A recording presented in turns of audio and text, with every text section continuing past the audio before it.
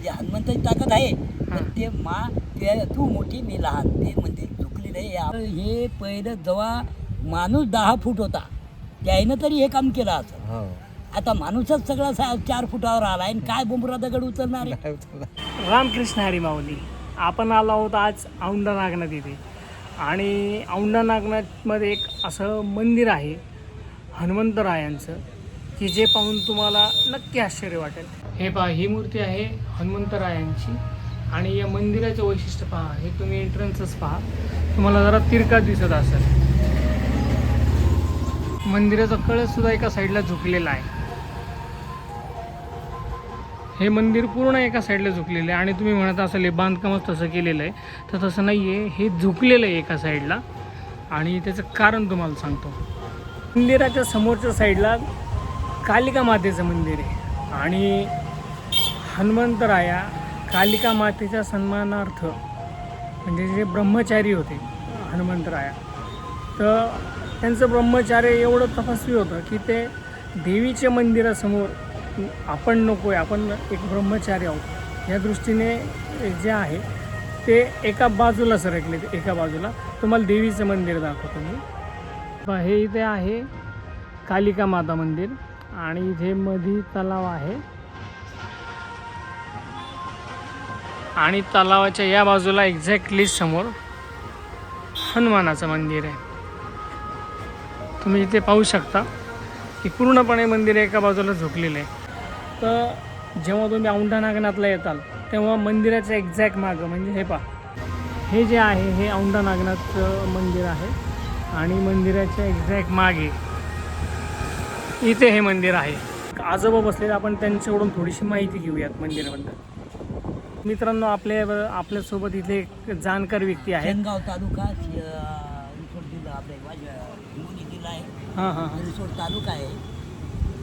पानकनेर गाव म्हणून गाव आहे. 2 वर्ष झाली इथंच राहतो. आमची जवाई वारली म्हणून आम्ही पोरीजवळ राहतो. पण याची आमच्या ऐकण्यात या मंदिराची अवस्था काय आहे ती, कारण देवीचं मंदिर आहे समोर, कालिका देवी, या हनुमंताचं मंदिर आहे, पुरातन गोष्टी आहेत त्या. तर या मंदिराचं कसं आहे, चेहऱ्यावर चेहरा येऊ लागला बर देवीचा आणि हनुमंतांचा. तर काय सांगितलं हनुमंताने की माते तुझ्या चेहऱ्यावर चेहरा, माझ्या तोंडावर तोंडी आलं हे नको आहे. तर ते मंदिराचं असं आहे की उजव्या बाजूला मंदिर नाही झुकलं, असं डाव्या बाजूला, या बाजूला बाजू कोणती ती उजवी बाजू. म्हणजे हनुमंताची ताकद आहे, पण ते तू मोठी मी लहान, ते मंदिर झुकलेलं आहे. आम्हाला कळते तेव्हापासून बी, आणि आज नाही आहे तिथं, आमच्या लहानपणापासून आम्ही येतो. मंदिर असायची हनुमंताच्या मंदिरात, म्हणजे हनुमंताच्या मूर्ती सगळं झुकलेलं आहे ते. असं म्हणजे पाहायला गेलं तर ते हे चेहऱ्यावर चेहरा होता, पण आता नाही. मग हे कधी रिपेअर वगैरे केलं गेलं का? नाही केलं गेलं. बात नाही ना. आमच्या काळापासून म्हणजे आता मला 68 वर्ष झाले, नक्की 40 वर्ष झाली आम्ही पाहिलो अशाला असं एवढंच आहे, असं झुकलेलं. बरोबर.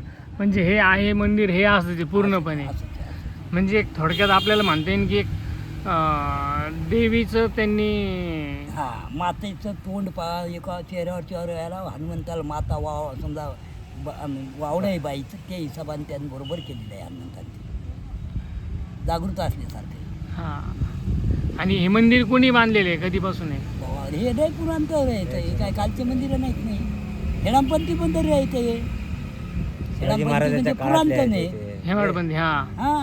हेडामपंथी म्हणजे काही काळात नाही ते आता थोडे हजारो वर्ष झाले ती मंदिर राहिली. आम्ही पैदा नव्हत्या टायमात मंदिर. आता हे काय कालचं काम आहे का आहे, काहीतरी असेल तेव्हा झालेलं आहे ना. एवढा तर आत्ताच्या माणसाला उचलतात काय? नाही उचलत. हे पहा ना काय बाजून काम झालेलं आहे, काय दगड एवढा दगड उचलतील का माणसं आता? नाही, आताच्या माणसांमध्ये तेवढी ताकद नाही. माणसाची ताकद होते त्यामध्ये. हे म्हणजे हे पहिलं जेव्हा माणूस 10 फूट होता त्याईनं तरी हे काम केलं असं.